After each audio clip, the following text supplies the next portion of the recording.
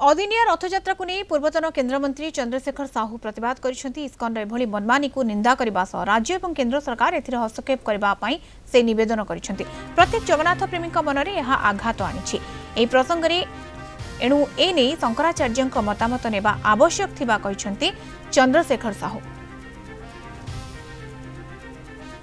जो समय रथयात्रा हेबार रीति नियम अच्छी किंवदंती अच्छी मादला पांजिरे अच्छी आगुरी अच्छी आउपर भारत सरकार दृढ़ पदक्षेप कार्यानुष्ठान नेबा दरकार जमीक अदिनिया रथयात्रा हम ना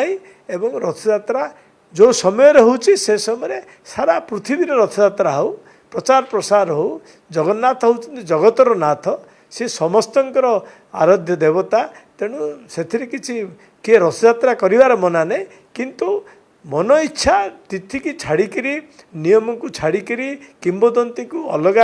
माने छाड़िकी अलग भाव में ये प्रकार करने द्वारा विशृंखला होची एवं जगन्नाथ प्रेमी मन रे आघात घटुची।